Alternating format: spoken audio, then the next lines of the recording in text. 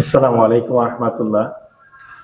আমরা এখন কথা বলছি বাংলাদেশ জামায়াত ইসলামী মুন্সিগঞ্জ জেলা টঙ্গিবাড়ি উপজেলার সম্মানিত আমির মাওলানা হাবিবুর রহমান সাহেবের সাথে।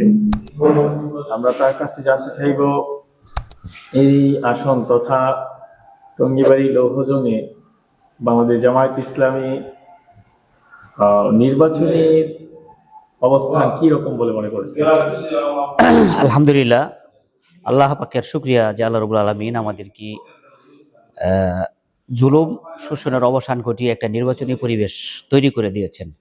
জুলাই বিপ্লবের মাধ্যমে আল্লাহ রাব্বুল আলামিন আমাদেরকে কথা বলার একটা পরিবেশ তৈরি করে দিয়েছেন এবং মানুষের কানে আমাদের ইসলামের দাওয়াত, কোরআনের দাওয়াত পৌঁছা দেওয়ার মতো একটা পরিবেশ সৃষ্টি করে দিয়েছেন।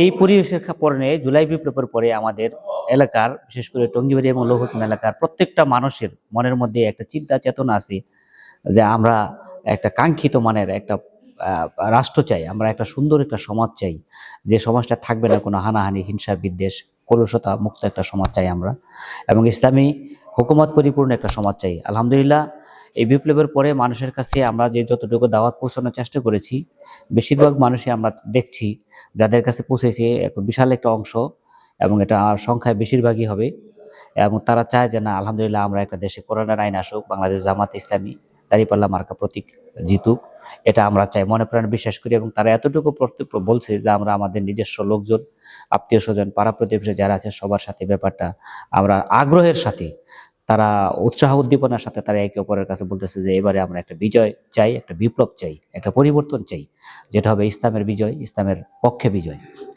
তো আলহামদুলিল্লাহ, জামাত ইসলামের প্রচারের ফলে আমরা যদি ভালোভাবে প্রচার করতে পারি এলাকার লোকদের কাছে, একটা আশানুরূপ একটা রেজাল্ট হবে ইনশাল্লাহ আমাদের এখানে। এখানে আপনাদের বাংলাদেশ জামায়াত ইসলামীর প্রার্থী ব্যতীত 8 দলীয় যে সমঝোতায় যদি অন্য কোনো প্রার্থী এখানে আসে, সেই ক্ষেত্রে আপনাদের ভূমিকা কেমন আসবে?